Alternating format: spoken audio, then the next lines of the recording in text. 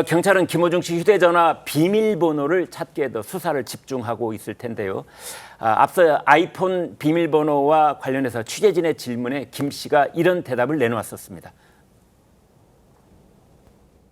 경찰 협조 약속하셨는데 왜 아이폰 비밀번호 함구하시나요? 소주 3병 마셨던 많이 이용진 남아 있으니까요. 성실히 임하겠습니다. 죄송합니다. 소주 3병 마셨다는 직원 진술이 있는데 거짓말한 건가요? 메모리 카드 직접 제거하신 건가요?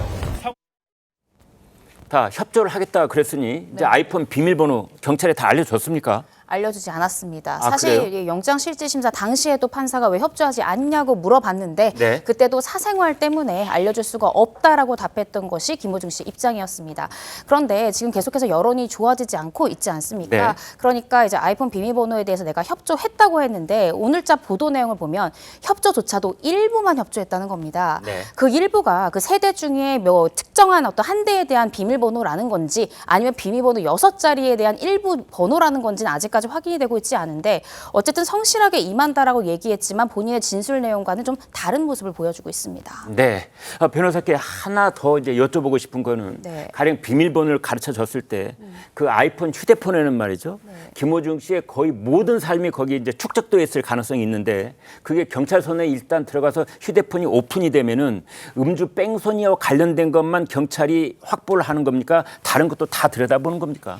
그 영장 기재 범위가 있습니다. 네. 앞서 영장에 기재된 범죄 사실을 입증할 만한 증거만 획득해야 됩니다. 네. 그러니까 영장에 기재된 사실과 관련된 증거만 골라서 그것만 추출을 해야 되는데 사실상 해당 증거가 이 해당 음주뺑소니에 해당되는 증거인지 아닌지 보려면 네. 전부 다 복원을 일단 시켜야 되겠죠. 네. 그리고 복원을 시키고 선별 절차를 통해서 이번 혐의와 관련된 것인지 아닌지 고르게 됩니다. 그런데 네. 최근 이제 일각에서 논란이 되고 있는 건 뭐냐면요. 네. 휴대폰을 일단 사법기관이 확보를 했을 때 휴대폰 내용물 일체를 복사를 해서 별도로 검찰이나 경찰이 보관하고 있다더라. 뭐 이런 논란이 있거든요.